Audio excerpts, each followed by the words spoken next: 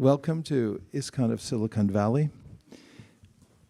We're delighted to see everyone here. I'm delighted to see everyone here.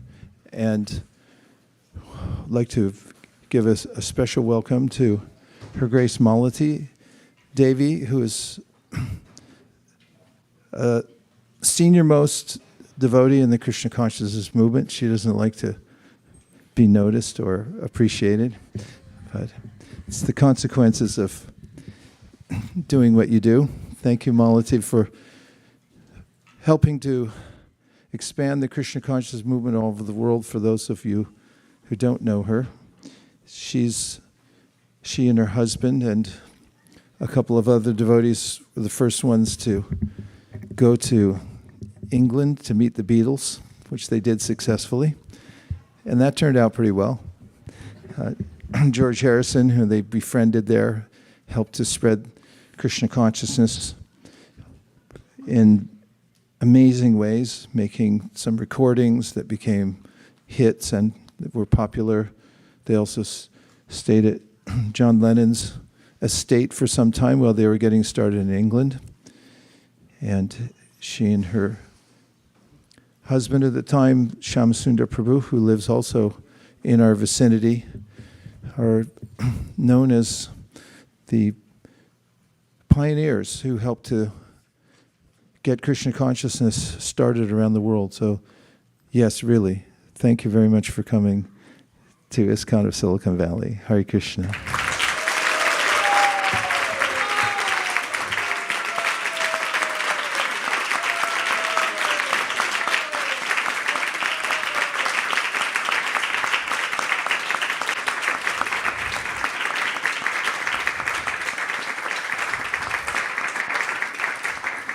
And while I'm at it, Kanka Devi, another one of the stalwarts of the Krishna consciousness movement, who's sitting right next to her, who we're very fortunate to have live in the neighborhood, has been one of the steadiest devotees in our movement for many years.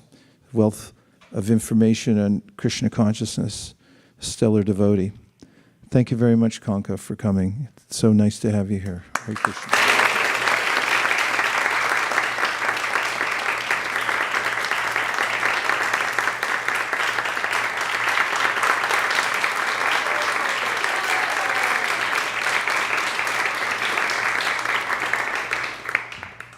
So this is the International Society for Krishna Consciousness, and if you came to the wrong place, please stay. It's a lot of fun. Here on this ornate seat called the Vyasasana, asana means a seat, and Vyasa means one of the incarnations of Krishna, who is the Supreme, or the Supreme Personality of Godhead, who very deliberately makes the teachings of Krishna consciousness available to the world. And there's a line of teachers that come down from the beginning of creation, according to the Bhagavad Gita, one of the original books that is well accepted and understood in cultures around the world.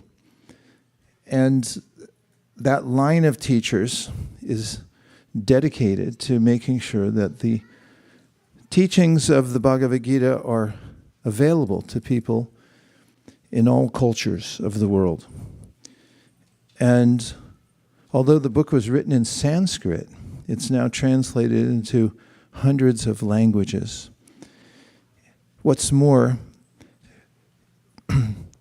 in the line of teachers who bring Bhagavad Gita to light, there's a way that they come to various areas of the world. For instance, our founder Acharya, A.C. Bhaktivedanta Swami Prabhupada, very specifically came to America.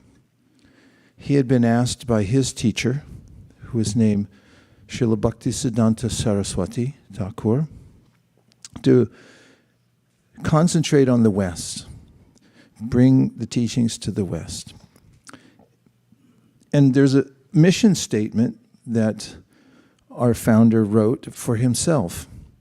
He was a consummate planner and strategist for bringing Krishna consciousness to the West. In his mission statement, he writes that Paschatya Deshatarane, he is specifically coming to the West to offer those who are outside the culture of India and don't have the context for it.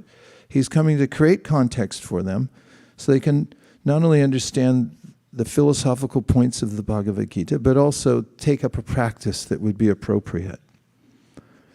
And therefore, part of his title is Acharya.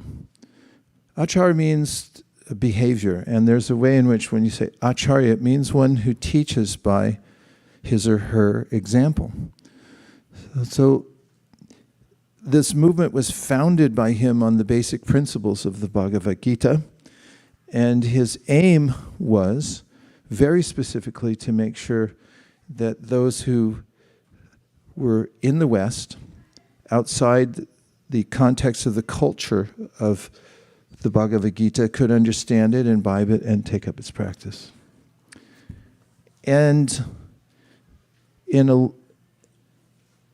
little over a decade, he was successful in planting the seeds of this movement in various countries around the world, on every continent, actually.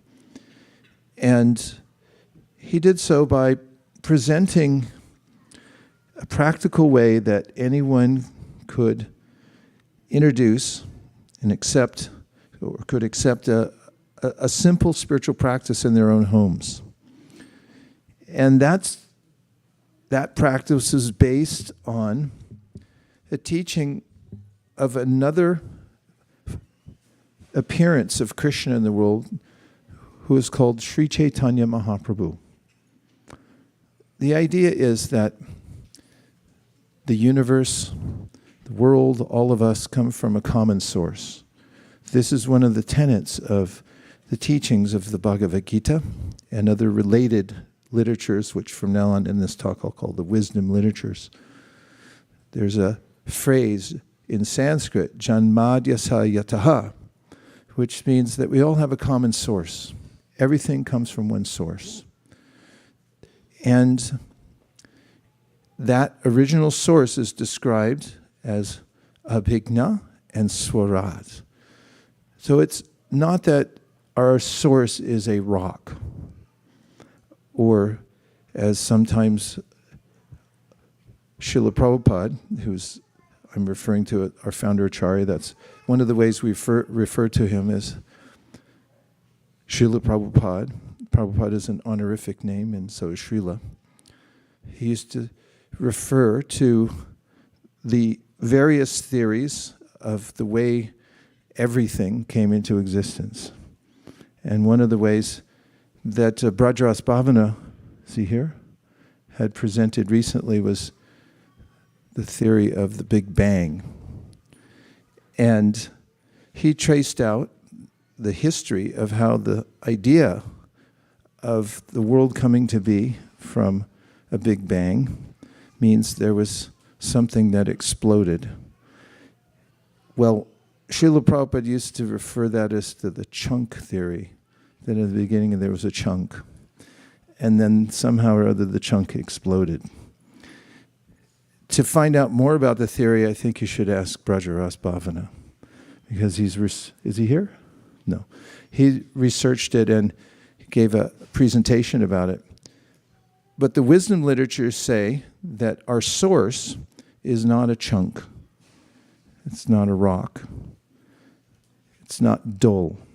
But it's abhigna, which means fully conscious, just as we are. Look around and see if people here are rocks or if they're conscious. Check. Check and see if you're a rock or if you're conscious. Are you checking or not? No, check somebody near you and see if they're alive. I'll have a beverage while you're checking.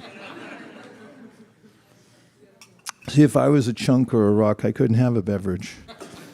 I wouldn't even think of it. I wouldn't have thirst. And if you look at anybody, you'll notice they're looking back at you. This is a sample of our source, abhigna, which means that when you look at somebody here, they'll look back at you. And if you're driving on the 101 freeway and you look out your window at somebody in the car, they'll go, what? Because they're abhigna. They have an awareness. They can respond. And what the wisdom literatures say is we don't come from a chunk, something which is dead. We come from life. And that means consciousness.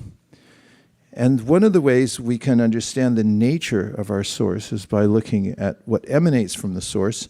And we emanate from the source, so we can look at ourselves. And we can notice that we're conscious. And if you study consciousness, you'll notice that it has certain characteristics that are different from rocks.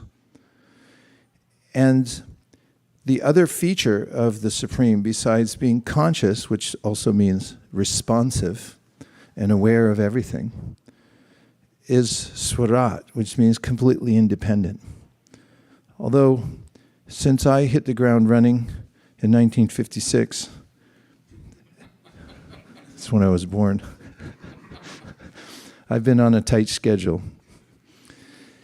And even to this very moment, I've been on a tight schedule since 1956. But God's, or our source, is Swarat, means he's not on a tight schedule. He isn't obligated to anything or anyone. And the image of God that some people have as an impersonal, homogeneous energy force is also not viable, according to the wisdom literatures. For logically, everything we are must also be in our source, because we're personal, because we're conscious, because we're responsive, because we feel, because we have relationships. That must also exist within our source. That's good news because we are not satisfied by rocks, although there was a fad for a while to get a pet rock. I personally think that it was made by some parents who didn't want to get their kid a dog. So they came up with the idea of a pet rock. Have you ever heard of pet rocks? You missed that era? Some of you know a lot of Americana. So we're not satisfied by a relationship with a rock, and we want to have a relationship with life, a living person, a personality. So a conclusion which is vital and I dare say unique about the teachings of the Bhagavad Gita is that our original source is, wait for it, a person. And throughout the Bhagavad Gita, Krishna makes declarative statements. For instance, Namam.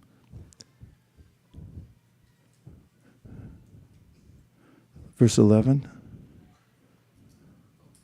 Avajananti mam mudha manushim tanamashrita padambhavam vajananto mambabhuta maheshwaram. Where he says, if you think that God's not a person, then you're mistaken. And I'm being nice in translating the verse. So this movement is based on the idea that we do have an original divine source, and luckily, that original divine source is personal, is a person, an unlimited person. Although we're persons, we have some limitations. And that stands to reason because we're dependent, and that's because we're emanations from our original source. So this movement is based on the principles of Bhagavad Gita, which guide us towards a personal understanding of the original source from which we all come. And then there's also a way in which, although we're already part of the Supreme, we've been distracted from our real self-interest, which is our relationship with the Supreme. So there's a few simple points that anyone can try out in his or her life to reconnect, which is really the purpose of any religious process. Religio has the word lig in it, which is the same as ligament, that which connects the muscles and the bone, a connecting process. Or we may say yoga. Yoga comes from yuj, which means to connect also. So the surprising fact is that we're already connected, but we've been so distracted, and we've developed an alternative life, just like there's facts and alternative facts. We have our life, and we have an alternative life. And the alternative life doesn't work out so well because it's fraught with a sense of doom, in that it's always changing, everything's slipping out of my hands because I'm not able to grasp anything permanent in this world. Even my own sense of existence is challenged. It's here today, gone tomorrow. So by taking up the process of reestablishing one's awareness of one's relationship with Krishna, one becomes joyful. After all, everyone's looking for a good relationship, right? Say yes. They're not so easy. Even the best of relationships move along somehow or other. My parents were married for 70 years, and then one of them passed on. And I remember at a memorial for my father, there was a poster there that said, "We had a good run." But that's about as long as a good relationship lasts in the material sense. But our relationship with Krishna is eternal. It goes on forever. Now, what's the practice? The practice is that when we get an intervention in our lives through knowledge, then we can set a new course. Destiny can be interrupted by getting knowledge from a higher source. So we advocate in our Krishna consciousness movement that human beings, number one, we're not advocating, we're just stating that human beings are smart. They're so smart that they can figure out causality. Animals have a harder problem with that. If you put a little paper bird on the end of a string and you drag it around the house all day, your cat, if you have one, will follow you everywhere you go and think that that bird is independently existing. Dogs may be a little smarter, but they'll still keep chasing the ball back and forth. And if you explain causality to a dog, they may not understand. Monkeys do. I have experience because once living on the top floor of the Goshala in Vrindavan, Goshala is a place where cows are kept, so I was living with the cows, and there was a screen door between myself and a big monkey. Some of the monkeys, called rhesus monkeys, they remind me of bikers, and not the nice kind. The kind who are always looking for trouble. And if you're not careful, they can be quite sinister and dangerous. So there was a rhesus monkey between myself and the screen door that I needed to get in. And I was a little helpless because I was just coming from the shower and I only had a gamcha, and the monkey was threatening me, so I pretended to pick up a rock, and I pretended to throw it at the monkey. He did flinch a little bit, but then he looked at my hand and said, "You don't have anything." And I was thinking that he's smart. I could watch his eyes go, me, the hand, and they're like, "You don't have anything." So I had to retreat. But that's as far as it goes. There's a perceptual horizon that everyone can develop, and according to the wisdom literatures, humans have this ability to extend their perceptual horizon and understand causality, we can see, I have parents, my parents had parents. Okay so far? Yes. If you keep going back and back and back, you're not going to find a rock.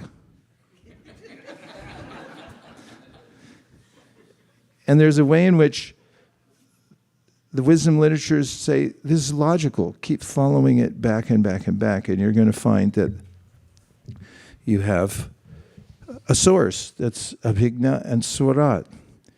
And you have a relationship with that source.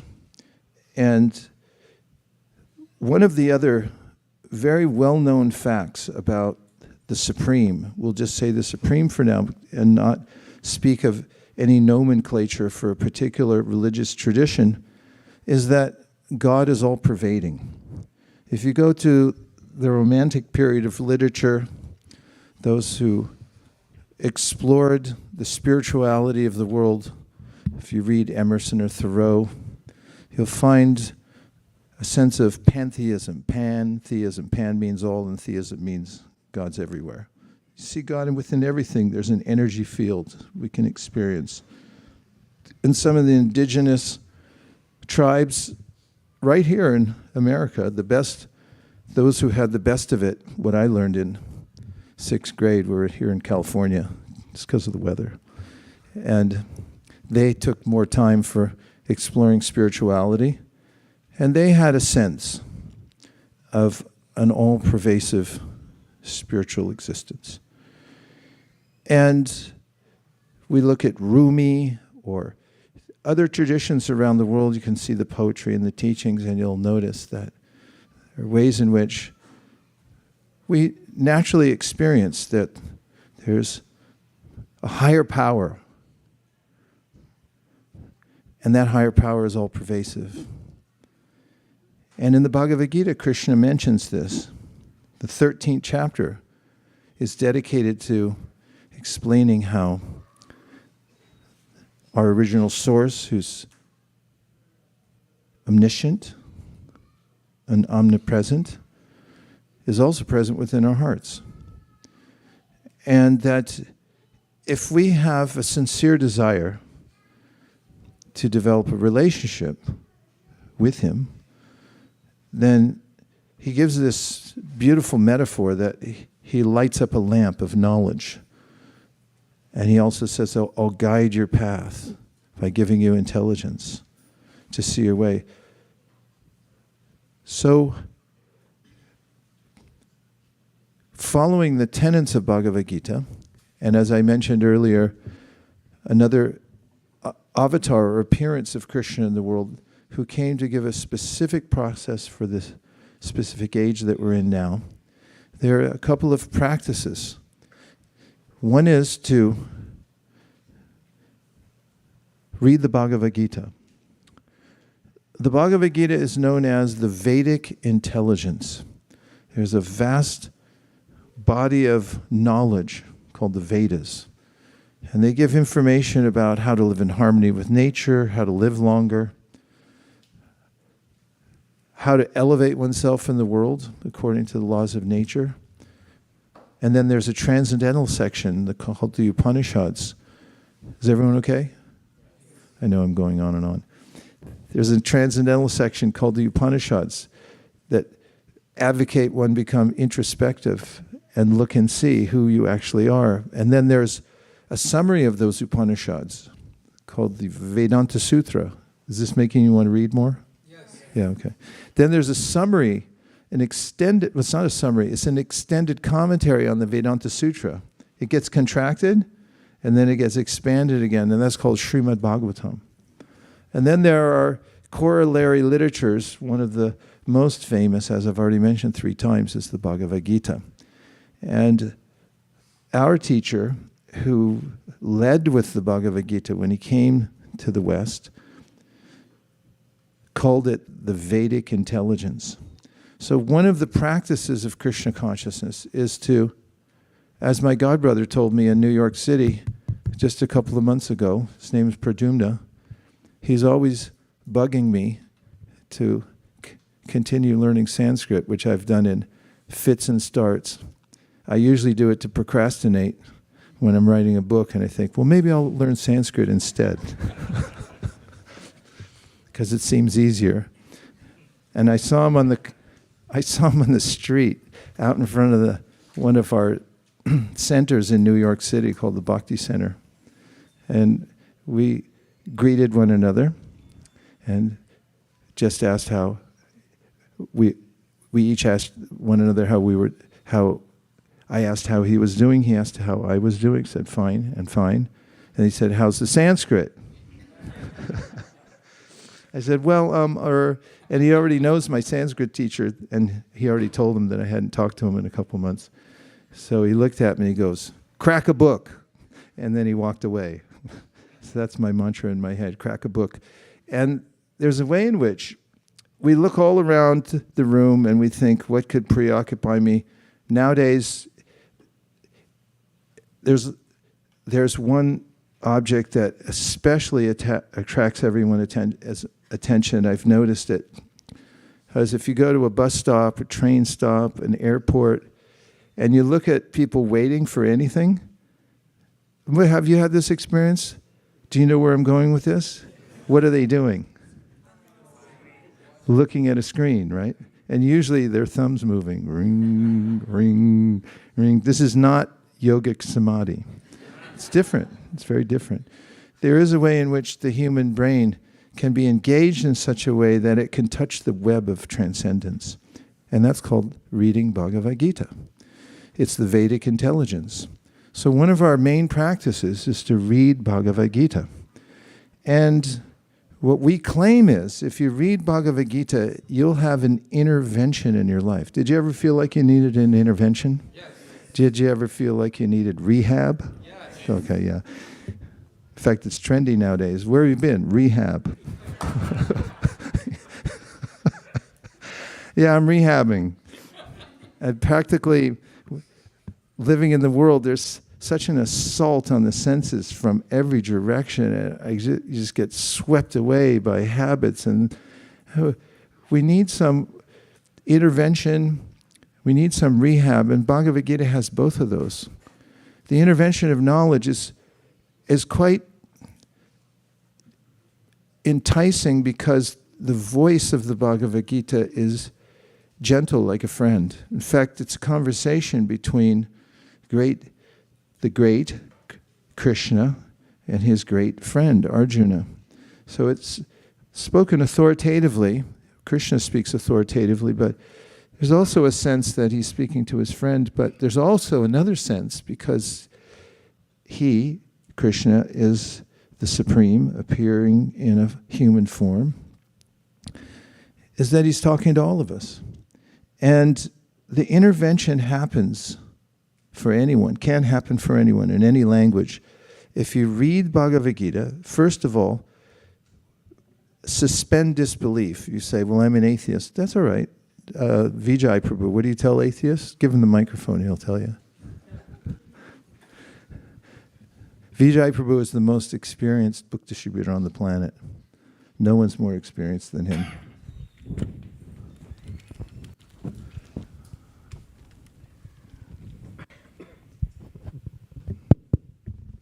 Well, there's a couple of things I say. Which one? I'll just do the one that I've been doing recently.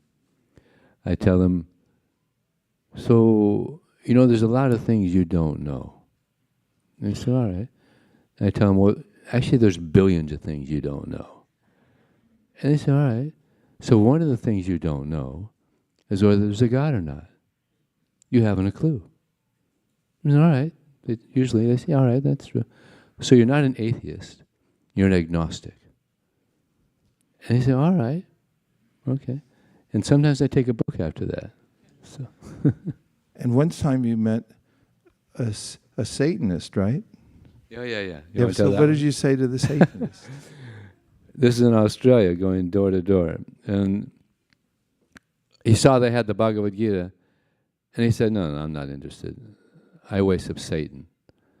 And I said, well, this book, it's about God. So you should know your enemy.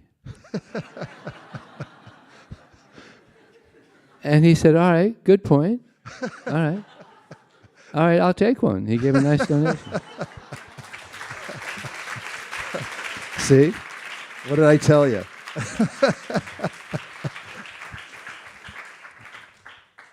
That's the result of Vedic intelligence. It's a direct experience. Krishna says this in the Bhagavad Gita, pratyaksha vagamam dharmyam. He said, you want to experience something directly, not theoretically. You don't want it to be ritualistic and I'm doing this because of social obligation. You want to feel it directly. And one of the interventions for anyone in the world is Bhagavad Gita. And if you suspend disbelief, whether you're a Satanist or an atheist, which doesn't make sense, or an agnostic, just say, for the sake of experiencing whatever we're espousing here, that there could be an intervention, a divine intervention, a nice one.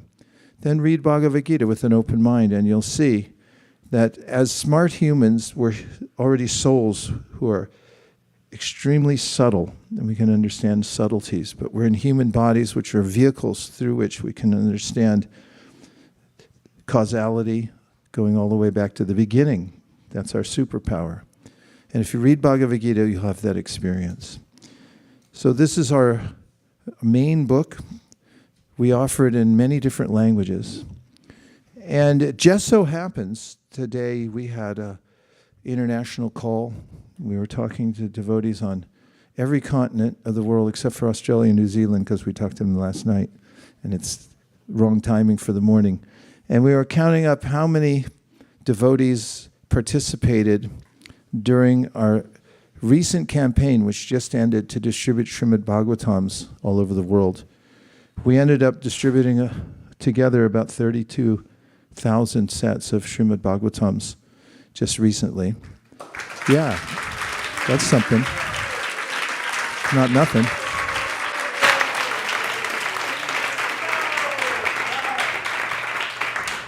But by popular demand, because devotees felt so connected and well engaged for this worthy cause of distributing transcendental literature in the form of the Srimad Bhagavatam. That's a whole other topic. And you missed the boat anyway, because Bhadra's over. So you can't have a set of Bhagavatams until next year. So don't bug me about it after.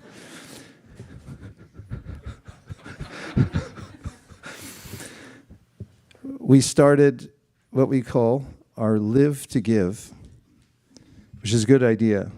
The more you give, the more you grow. There's a lot in that. But what to give? Giving is an experience when you actually give, not to get something in return, but we give selflessly. You feel bigger. You are bigger. You feel satisfied. Selfless service.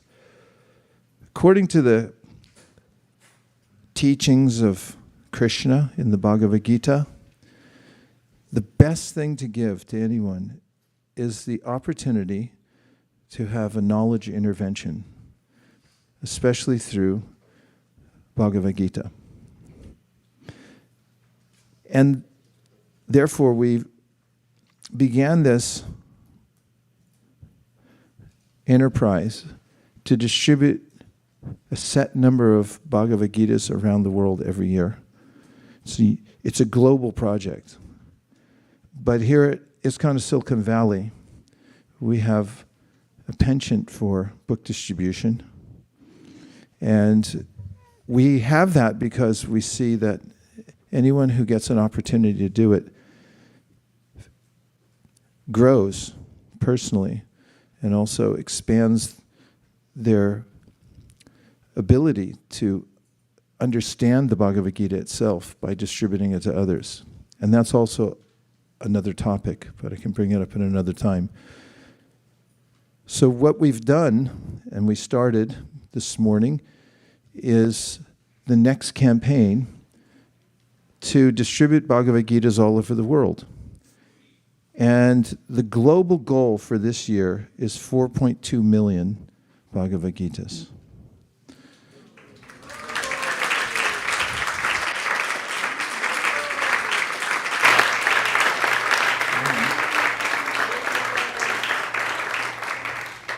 President Obama says, don't boo, vote.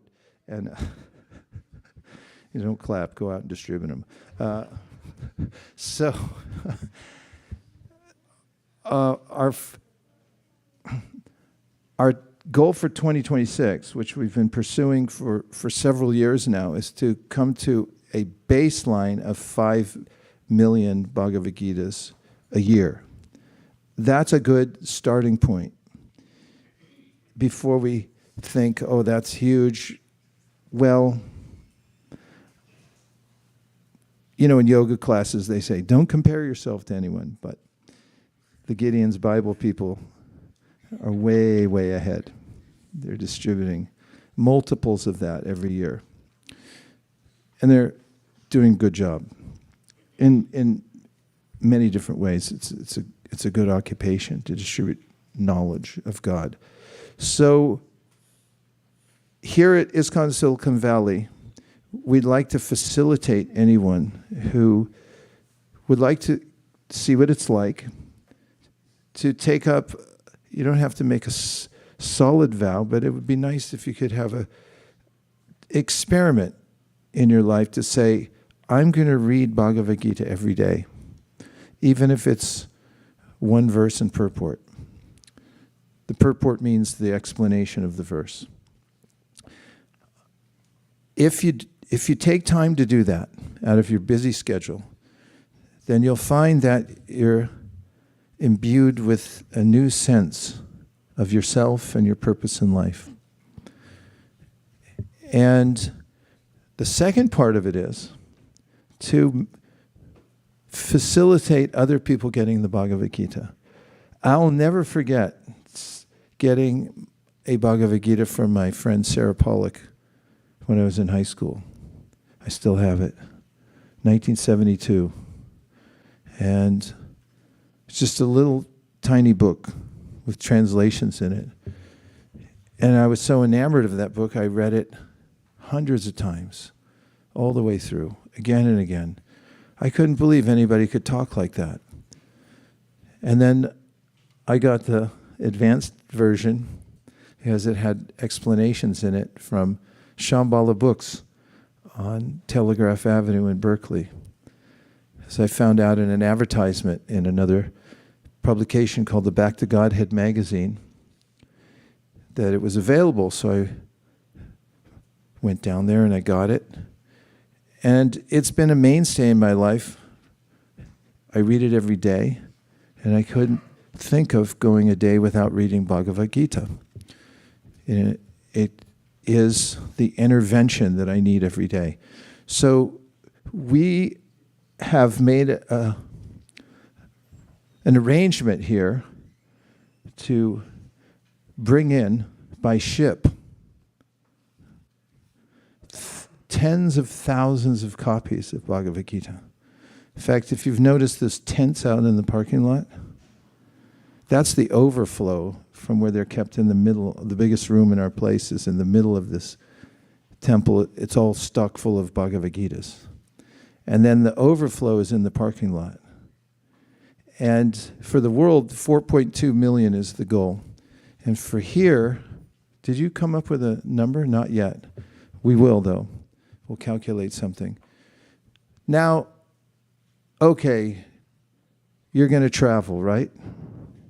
I understand. I'm traveling tomorrow. I'm leaving. But we've come up with an idea.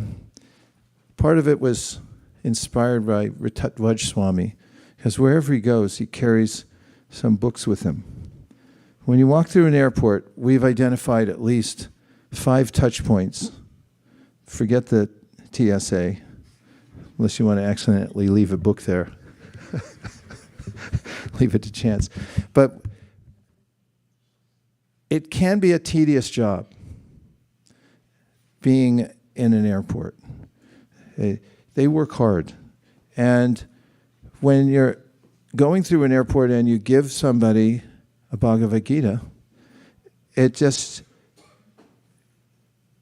gives them a new lease on life. First of all, just getting a gift, and second of all, seeing a book that looks so beautiful and is beautiful when they open it up. So we're recommending And we've designed a program for everyone who's traveling anywhere, by car, train, boat, plane, that we're going to arrange for you a care package that you can take with you. And you can make up the number you'd like of books you'd like to take with you, but we'll make a recommendation about the different touch points, the places where you could distribute a book to the people along the way, so that you can plan accordingly. Also plan the weight, make a little room for the Bhagavad Gita. So it'll make a different travel experience for you. What do you think? Say yes. Okay. Okay, what else, Malini? What other tricks do we have up our sleeve? The other is that, of course, many of us aren't traveling or will be here intermittently, and we have perhaps the most fertile field for distributing the Bhagavad Gita here in Silicon Valley and beyond.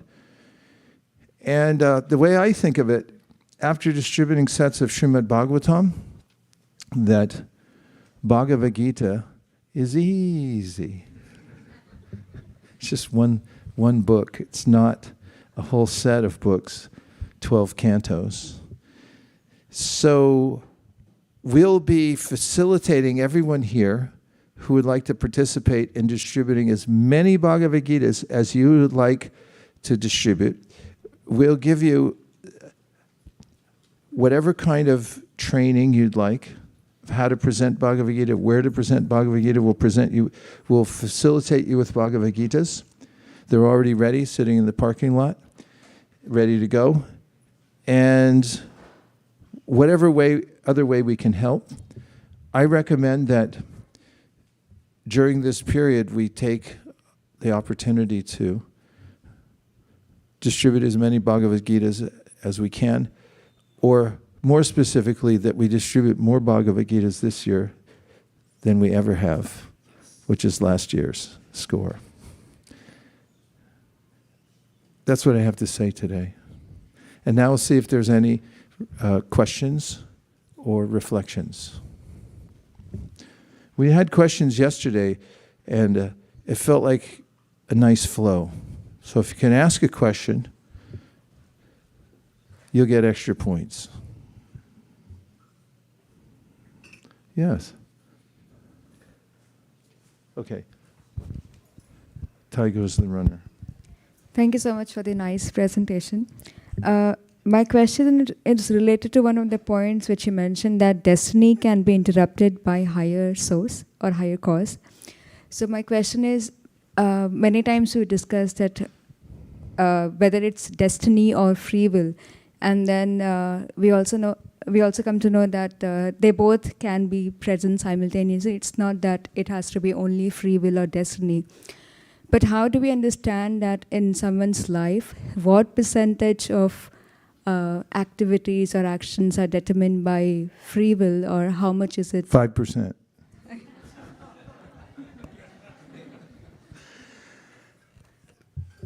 There's a way you can change the equation. Krishna says in the Bhagavad Gita, Raga Dvesha Vimuktaistu Vishayan Indrayaisharan Atmavasharvade Atma Prasadam Arigachati. He said, if you can get some knowledge and a practice by which you're able to follow what he calls the regulative principles of freedom, sounds counterintuitive, then you get more freedom. And human life, paradoxically, the more you're able to discipline yourself, the more free you become. Because right now, I'm ruled by my senses. That's why one of the most important books on bhakti starts with this simple admonition, Vacho Vegam Manasa Krota Vegam, which says, if you want to advance in yoga, learn how to control your power of speech. And when you're able to do that, then you'll start to notice a freedom from the tyranny of the senses, which are really the masters of this world. There's no more edifying feeling one can have, this is my own statement, than developing one's own ability to control one's senses. And when you know you can do it, you've achieved a modicum of freedom. So it really depends. Beavers aren't free, I'm sorry to tell you. I'm announcing it to the world. I've seen beavers, watched them build dams, and I also saw YouTube where somebody had a beaver as a pet. And when they brought it in the house, the beaver built a dam in the house using whatever it could find, furniture. They're good chewers. They can chew through a tree. So if you take a beaver anywhere, it'll try to build a dam because it's controlled by its senses. But human beings are in a liminal state, means we have an opportunity to avail ourselves to higher knowledge. And when we do that, and we're able to act upon it incrementally, we'll notice that we have incrementally more freedom. Yes? So if I understood correctly, that depending upon the modes of nature, when it's affected by goodness, passion, or ignorance, the amount of free will and destiny differs. You've been reading the Bhagavad Gita. Yes. In the mode of goodness, and that's a long topic, but the mode of goodness is the higher mode of nature, which affords one more freedom. When we're in the mode of ignorance, have you ever been in the mode of ignorance? Yes. Where you can't move, can't do anything? Yeah, you can feel it. And when you're able to, and it's not easy to get out of. People in the mode of ignorance, like addictions, overcoming addiction, even if your intelligence said, this is ridiculous, it doesn't mean you can immediately get out of it. You have to take measures to step by step get out of the muck. But when you come a little higher, you think, now I can be more responsible in the mode of passion. In the mode of goodness, there's a way that you can see yourself as different from your body and distinguish that there's a spiritual nature pervading the world and within everyone's heart. So yes, thanks for asking. One more? Okay. I'm sorry for it. It's a continuation of that. So the attitude that I cannot do anything, this is my destiny, such attitudes, are they because of the effect of mode of ignorance? Yeah. Yeah. Anapayini Bhakti.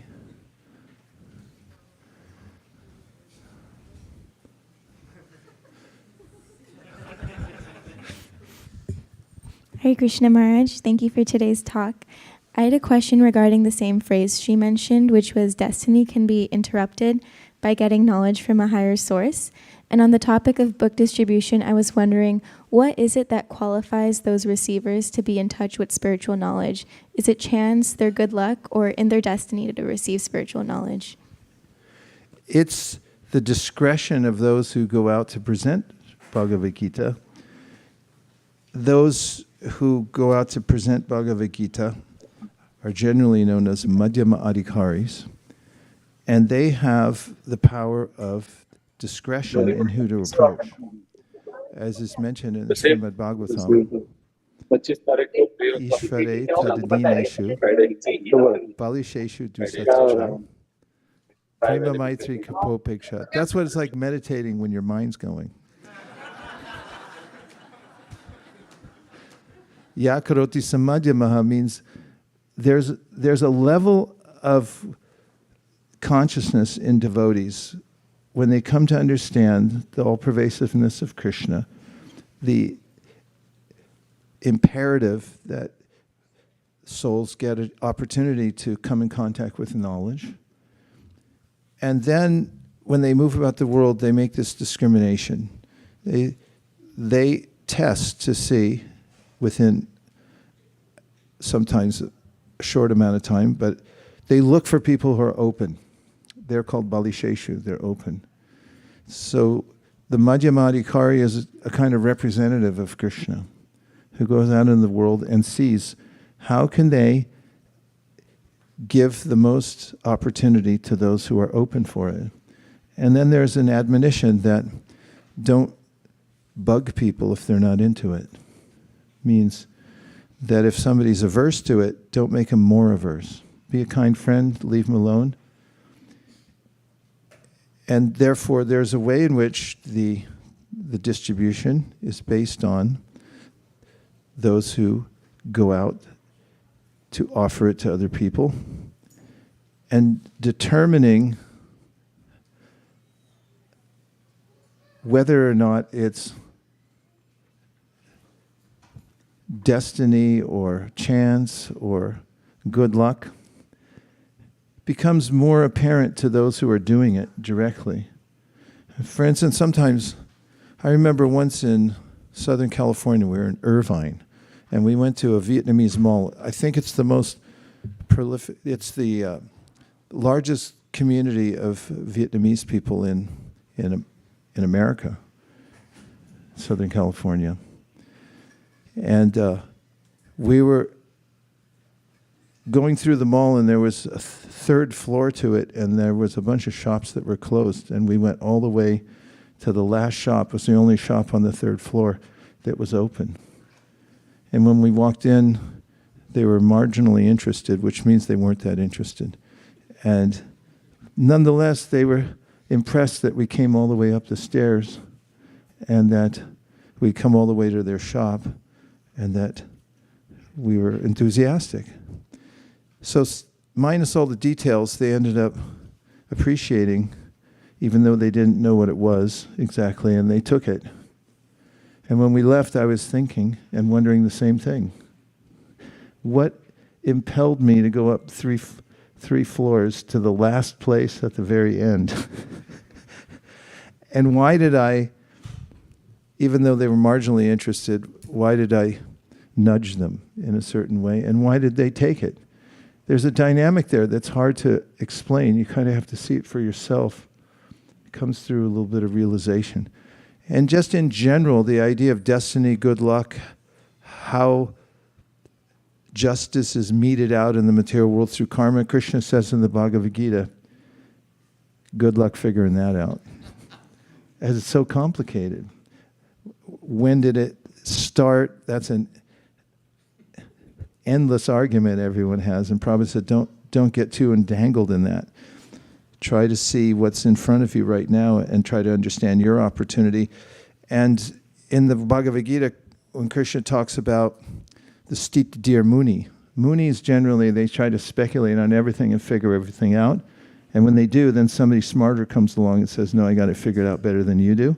So Stita Deer Muni is somebody who simplifies everything and says, I'll accept an axiomatic truth and an authority that is reasonably, I've reasoned that there is such thing as an authority. I'm not postmodernistic, and there's a way in which I've triangulated to come to the point of understanding why this is the best authority, and I'm accepting it. And then follow that, and more revelation can come as far as how interventions take place, whether it's destiny or good luck and so forth. But the first answer I gave you was as per Vishwanath Chakravarti Thakur's explanation in the Madhurya Kadambini, which never completely satisfied me. So I didn't expect it to satisfy you either, but I gave it nonetheless out of duty. Hare Krishna.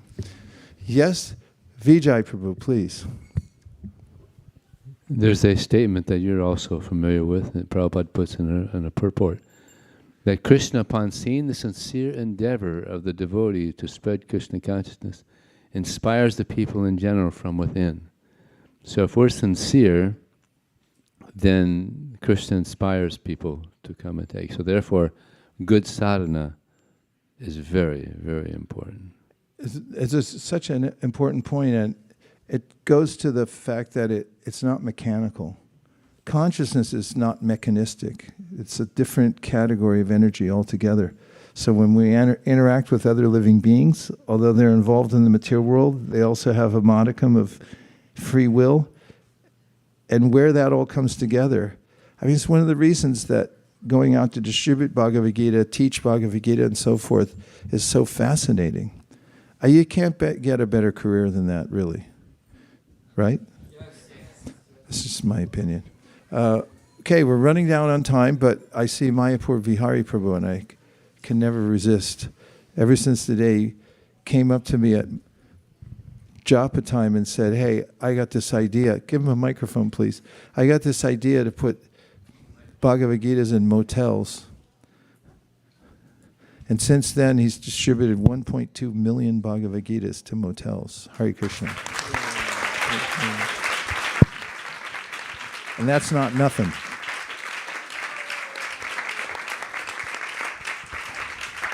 I guarantee it would fill up this room at least. More. And thank you, Maharaj. That's your mercy, blessings, and empowerment. Maharaj, today you touched upon a very important point for me, and I see a lot of, at least some of the people I know, about the mobile part, the finger going like this, like this. In fact, I would request, Maharaj, once you come back, maybe we should have a session, because not only from a spiritual perspective, material perspective, the amount of time we are spending on device can ruin careers, families, what to talk about spiritual life. For today, if you can at least talk maybe some more things, just so that it goes in my mind, because sometimes it's subtle, oh devotee, okay. And then I realize, I went on the internet to do something what was supposed to be seva, but I spent so much time doing, I never even realized it, kind of a thing. So thank you for that reminder, Maharaj. I will quote my exalted godbrother from New York, Pradyumna Prabhu. Crack a book. Okay. In just a few minutes, we're going to have a special offering. And let me just tell you how it came about. Well, one of the exalted leaders of the International Society for Krishna Consciousness, who just recently passed away, his name is Holiness Gopal Krishna Goswami. And he was an advocate of book distribution. He was a very successful business person, and he's Indian. And actually, he was one of the first and only Indians in the Krishna Consciousness movement. When the Krishna Consciousness movement started, it was all Americans, then Canadians, and then Londoners, and then it spread from there around Europe. But there was no Indians. There was only one. That was our founder, Acharya. And then Gopal Krishna Maharaj came, and he was a successful person, highly educated, and he had a very highly placed position in a corporation. Forget which one, PepsiCo or something like that, yeah. And Prabhupada really liked him, and he gave him opportunities to expand his service, and he took it up from Prabhupada that he liked book distribution. So what he did was use his acumen as a business person to set up a display in a very popular bookshop. And he did everything you might do to market a book through a bookshop, including all the collaterals and advertising and everything. And after the campaign was finished, he was disappointed because they hadn't sold many books at all. And he went to Prabhupada and told him, I tried this whole thing and it didn't work. And Prabhupada said, that is because my books are sold by the enthusiasm of my students. And he took that as his main driving force in life, and he always had enthusiasm for distributing books. And in all the places of the world where he had something, he had some position of management, they all flourished in book distribution because of his advocacy and planning. So the last time he came to the United States, he was infirm, and it was obvious that his body was dwindling. Not his enthusiasm, but his body was. And he came for what turned out to be the last tour of the United States, and he was in a place called Naperville. Does anybody know where that is? Besides Sachindra Krishna, who used to live there. And Malati, is that your zone? We're quite familiar with that.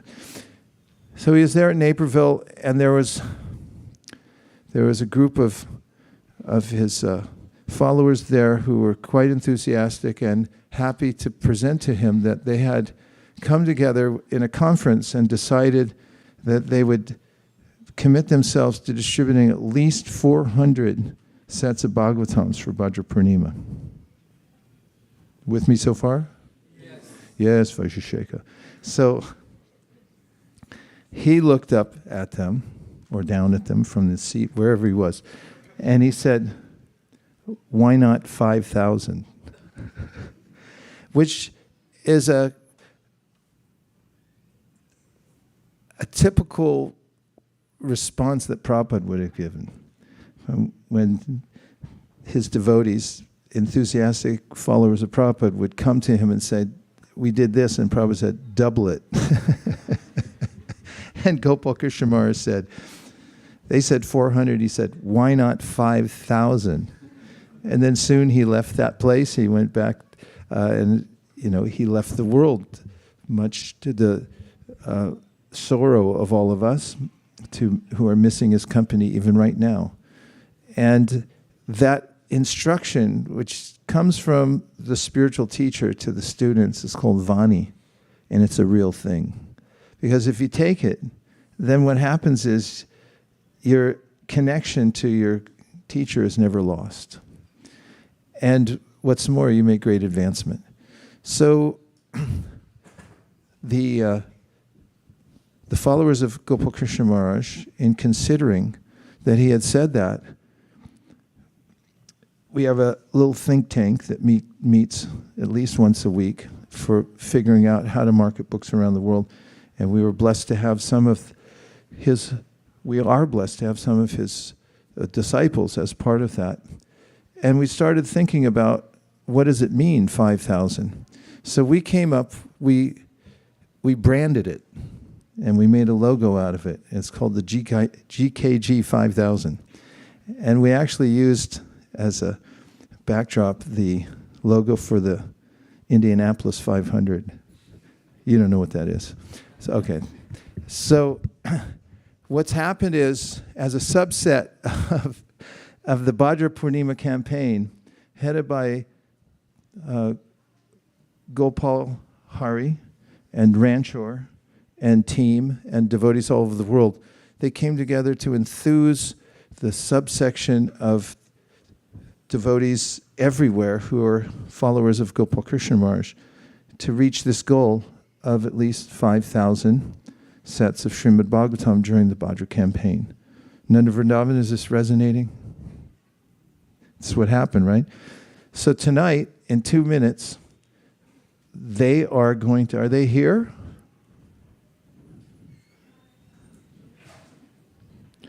Malini, tell me what's happening. Is she here? Yeah, I saw her back there for a while, but now she's probably out counting books. There are some representatives of the GKG 5000, and in just a couple of minutes, they're going to make an offering to Prabhupada based on how the community of Gopal Krishna Maharaj disciples around the world had organized, and they'll present the results to Prabhupada. I think they were one short, and they're going up and down the street trying to finish. Malini, what's happening? Tell us what we've won. They're ready. Okay, that's perfect timing then. So I'd like to make a proposal. In about 15 seconds, let's all stand up, and we'll put all the seats away. We'll roll up this rug. It'll take 2 minutes and 32 seconds to do that. And then we'll reconvene around Prabhupada's Vyasasana, as some of you may have seen. It's a ritual we have here. And the devotees representing, oh, here he is. Very, very good. Thank you for flying in. We'll offer the results of the GKG. And now it's a thing, because it's going to happen every year and go up from there. I'm just saying. Thank you very much, everybody, for joining. Thank you for coming to the Sunday program. And after that, we're going to have a Hare Krishna dance party, so nobody go home. Hare Krishna. Gaur Premanande Hari Bol.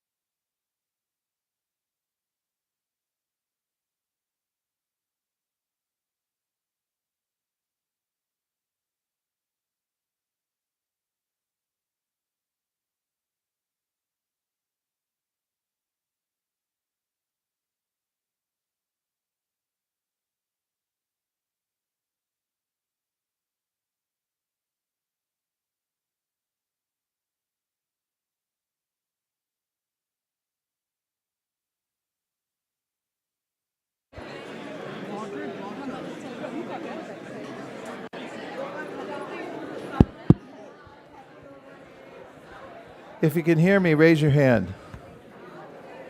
If you can hear me, raise your hand. If you can hear me, say shh.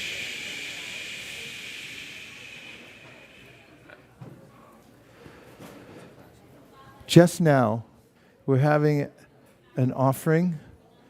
Gopal Hari Prabhu has come here. He's helped to organize the GKG 5000. And now on a world stage, we're broadcasting in every country. Yeah. We'd like Gopal Hari Prabhu to please offer to Srila Prabhupada and Gopal Krishna Maharaj the results of the GKG 5000.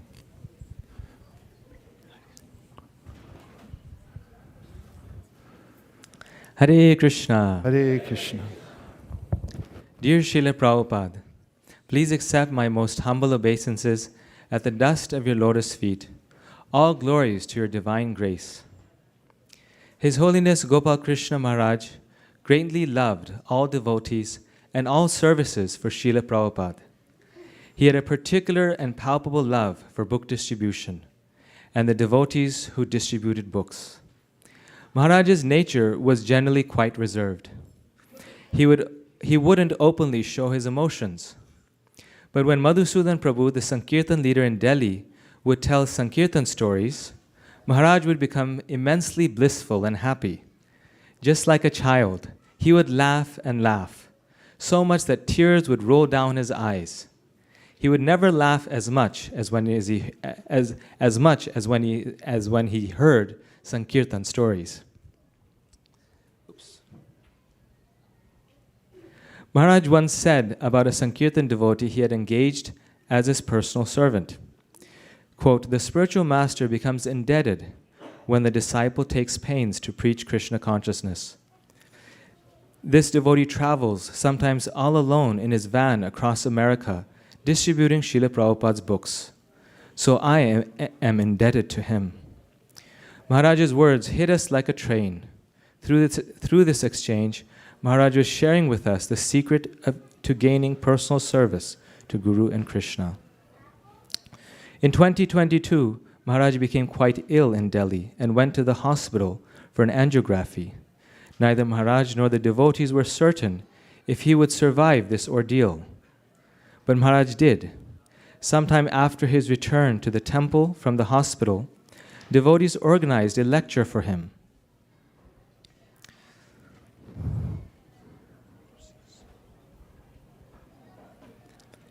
In the Delhi temple auditorium, one devotee stood up and spontaneously began praising Maharaj's service. 18 temples in Delhi, hundreds of centers and bhakti vrikshas in every corner. Maharaj interrupted him and humbly said that all this was not due to him, but only due to Srila Prabhupada's mercy. After saying this, Maharaj's eyes filled with tears and he momentarily choked up. He then said something I will never forget. Quote, "All these 18 temples in Delhi are here today and have been made possible only because of the distribution of Srila Prabhupada's books." Haribol.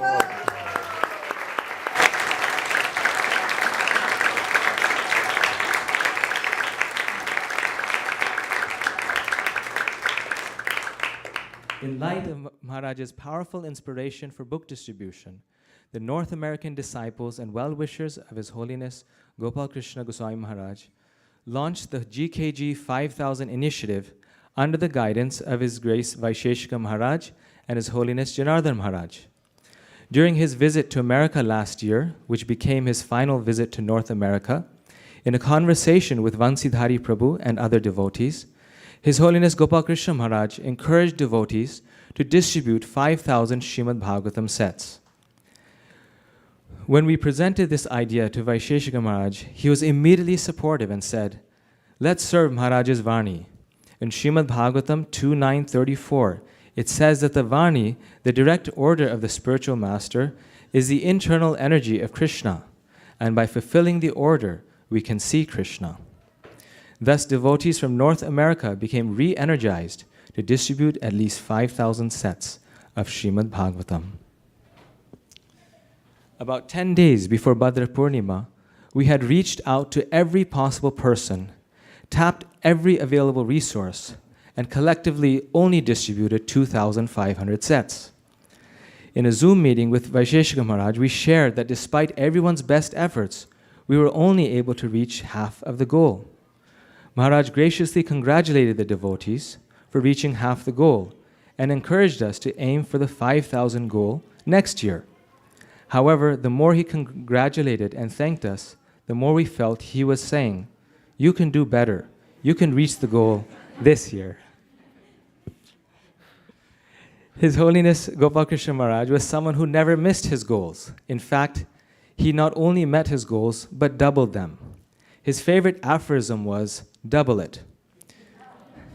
So because Maharaj's Vani was attached to this initiative, we simply could not afford to fall short. In fact, all we needed to do was double it. Turn 2,500 into 5,000.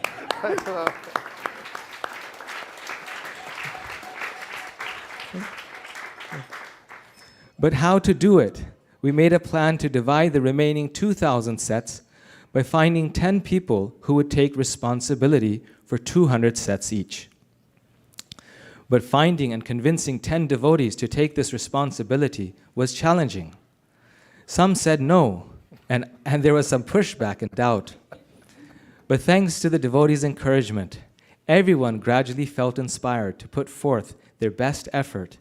And Srila Prabhupada, we are happy to report that the goal was successfully met, surpassed, and smashed.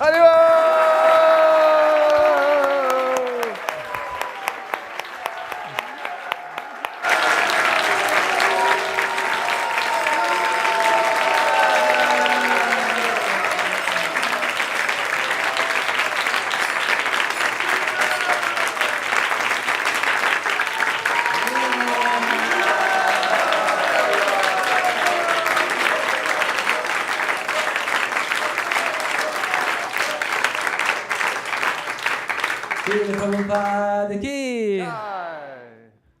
More than 200 devotees, Srila Prabhupada, participated from North America in this effort. We would like to especially thank the senior devotees who gave so much encouragement for this service. The following yatras offer the following number of sets for GKG 5000. ISV, so again, to fulfill the instructions of a great soul, you need the help of a great soul, and Vaisesika Maharaj helped every step of the way, and a major contribution came from the ISV devotees. They did 1,008 sets.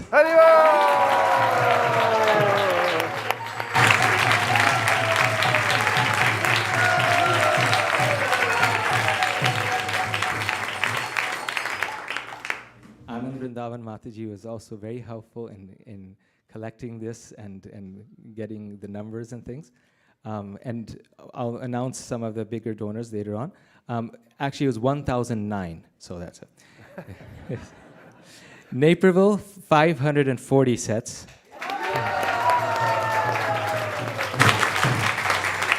DC Potomac, 325. Vancouver, 309.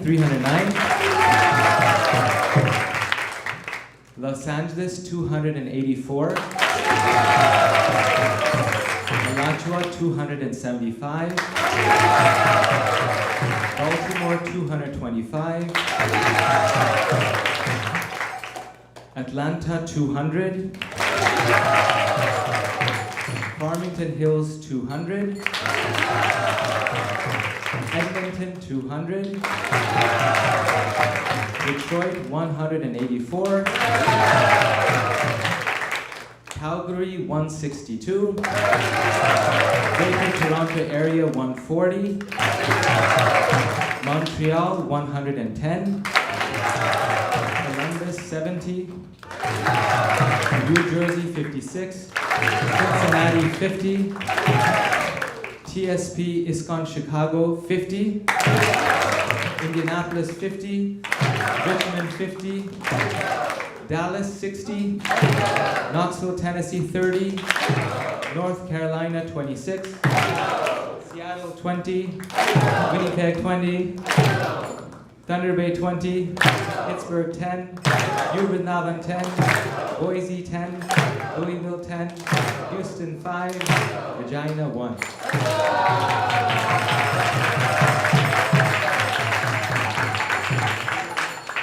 The following devotees, I'm just going to mention a few here because did over 200 sets.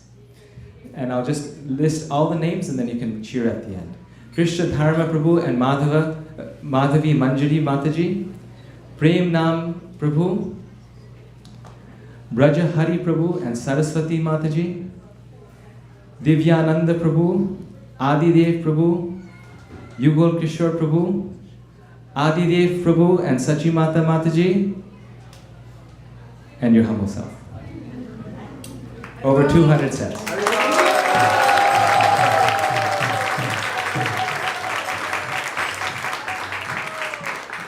For a grand total, and this is finally the number that we want to share. Everyone's been waiting. What is the number? What is the number? Srila Prabhupada, the number is 5,097 sets.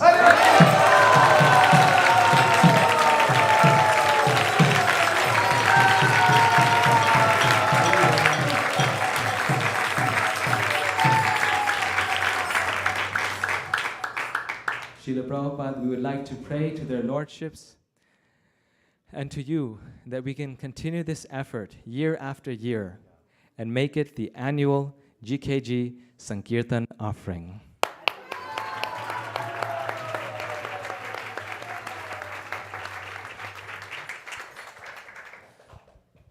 With heartfelt and very special acknowledgement of Gopal Hari Prabhu and Ranchor Prabhu, who have connected to the BBT marketing department. It's our greatest fortune to have the brightest minds on the planet, and youthful at that. Thank you very much for making this happen, and to all the team members that worked with you. And we couldn't be more excited to have this way of annually connecting to the Vani of His Holiness Gopal Krishna Maharaj. Thank you for your stalwart attendance to his service. Hare Krishna. Gaur Premanande Haribol.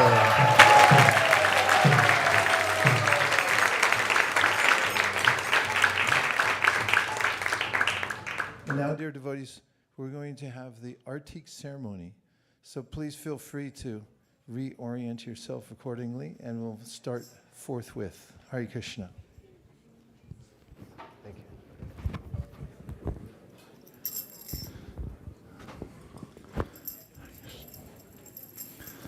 Sorry.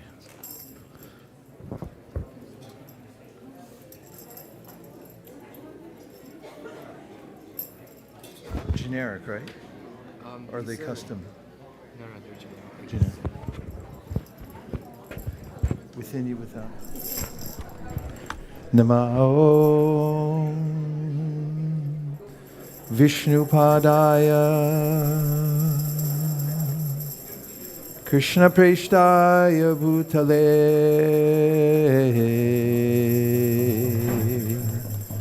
Sri Mate Bhaktivedanta Swami Niti Namine. It's all you.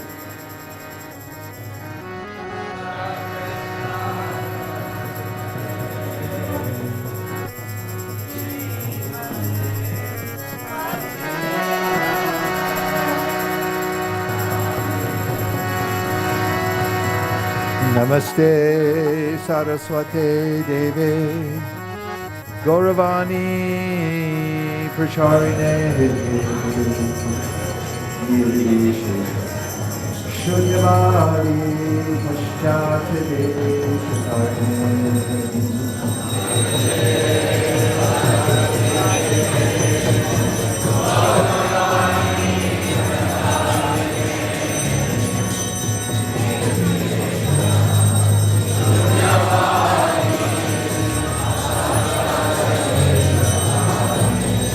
Jai Shri Krishna Chaitanya Prabhu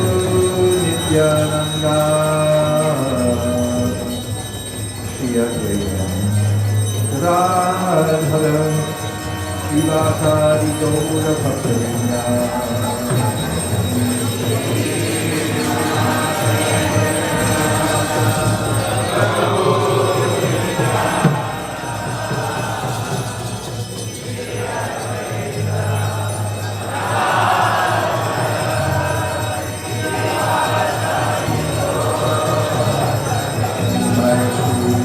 Krishna Chaitanya Prabhu Nityananda Shri Advaita Gadadhara Srivasari Gaura Bhaktivinoda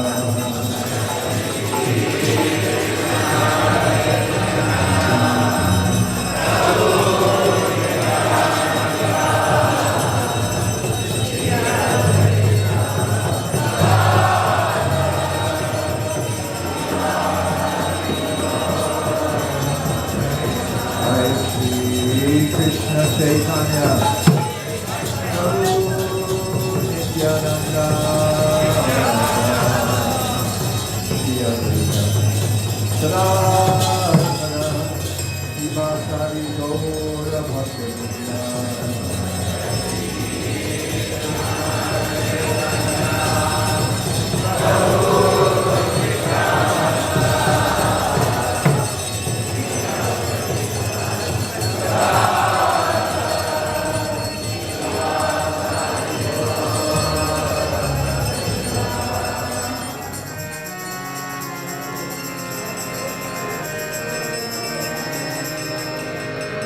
Hare Krishna, Hare Krishna,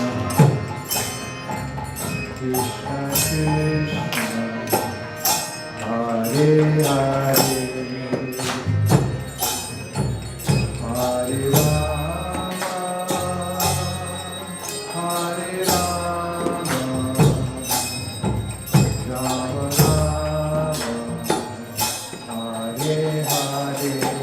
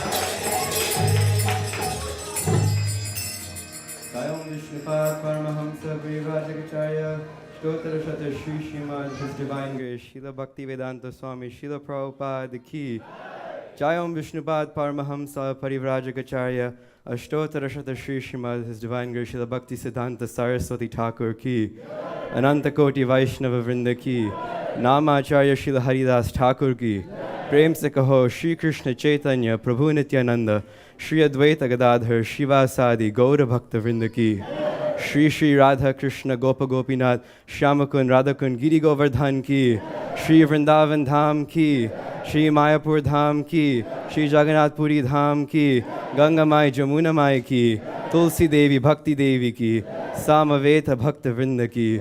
All glories to the assembled devotees. All glories to the assembled devotees. All glories to the assembled devotees. All glories to Shri Shri Guru and Gauranga.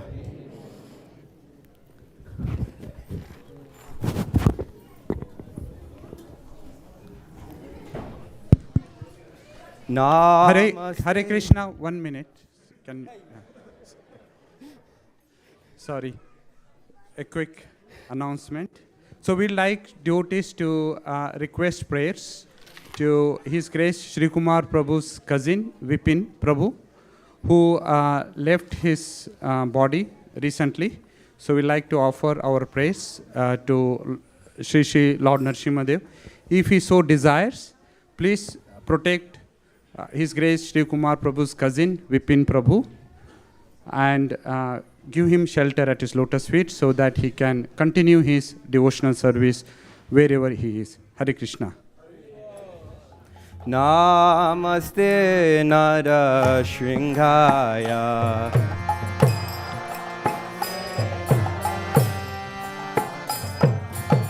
Namaste Nara Shringhaya.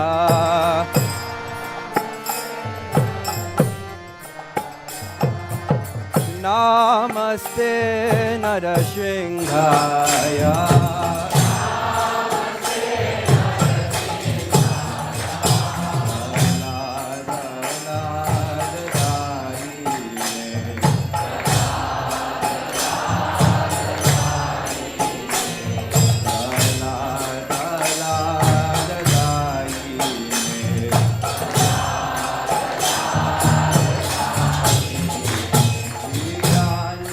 Kashi Purvaksha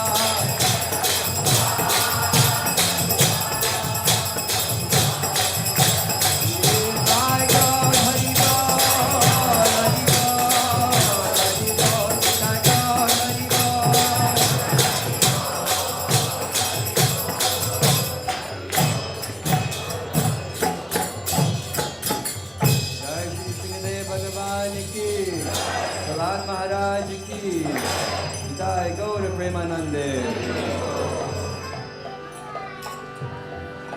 Hare Krishna. Hare Krishna. Krishna Krishna. Hare Hare. Hare Rama. Hare Rama. Rama Rama. Hare Hare. We welcome you all to the Sunday Feast Festival here at ISKCON of Silicon Valley on such an auspicious day of Ekadashi. So thank you all for coming to tonight's feast. So let's give a big round of applause to everyone who has joined us here. Hari Bol. We'd also like to thank all our online viewers as well. So let's give them a big round of applause. Hari Hari Bol. Today's Krishna Katha was brought to us by His Grace Vaisesika Prabhu. So let's express our gratitude and thank him for bringing an excellent discourse tonight. Hari Bol. We'll also like to thank His Grace Vaisesika Prabhu for leading a ecstatic Arati. Hari Hari Bol. And His Grace Rajaras Bhavana Prabhu for leading a Narsimha Arati. Hari Bol. Anyone coming here for first time?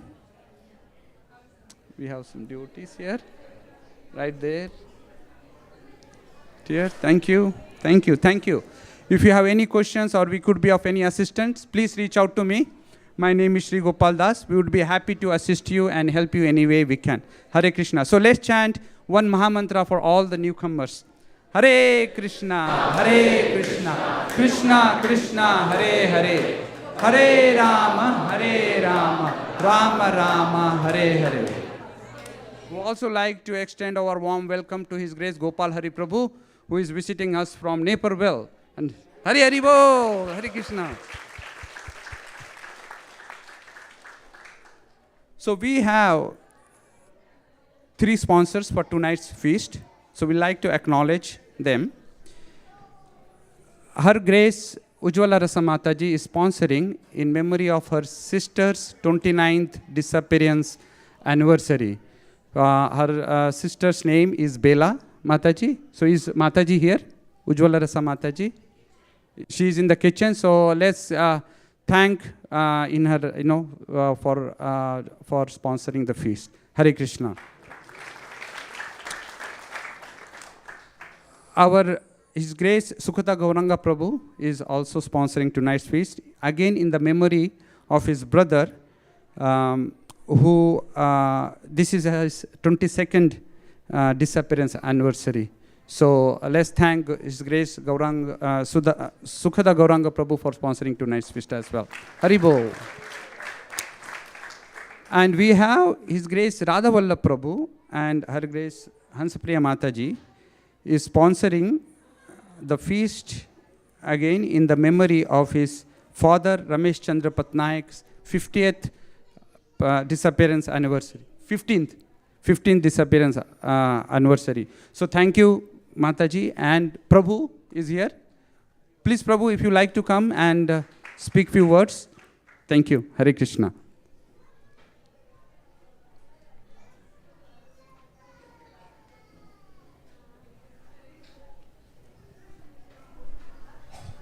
Hare Krishna. Please pray for my father. He's a very sincere person, devoted person. He was observing every Ekadashi, today's Ekadashi also. And he also left on this Ekadashi, actually anniversary. Thank you for accepting my request. Hare Krishna. Thank you. Thank you, Prabhu. Here. Hare Krishna. So what's coming up? This Thursday is the starting of Kartik month. You all excited? Hari Bol. Okay, so the schedule for the Kartik month, whole month of Kartik, will be sent out soon. So watch out for an email. Okay? Hare Krishna. Now we would like to also thank His Grace Charunimai Prabhu for bringing the broadcasting of this program. So let's give him a big round of applause. Hari Hari Hari Bol.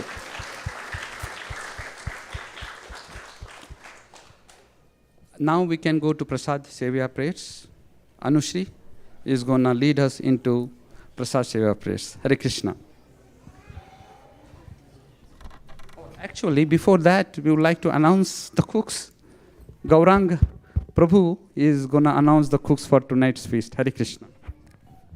Hare Krishna, everybody. So today the cooks were Anil Prabhu, Deepesh Prabhu, Anjali Mataji, Ramesh Prabhu, Preeti Mataji, Trupti Mataji, Anil Prabhu, Arun Prabhu, Bodhi Mataji, Deva Prasanna Prabhu, Rima Mataji, Aras Prabhu, Achyuta Chaitanya Prabhu, Ujjwala Rasa Mataji, Nityananda Raya Prabhu, Meghavi Mataji, and the head cook for today was Manjari Gopika Mataji.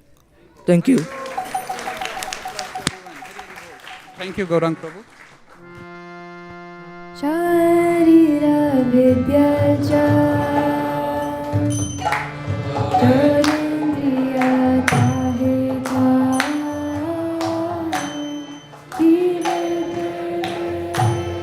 Vishaya Sagore Amade Jivayati Yoga Sukhamati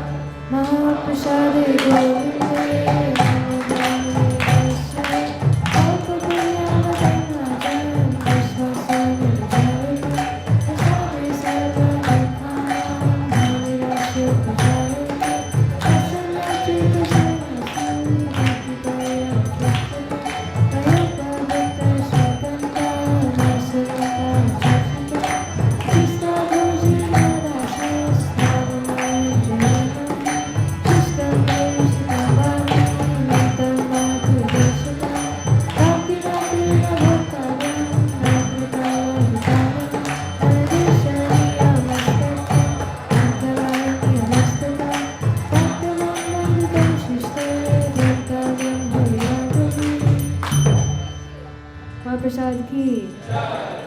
Please come take prasada.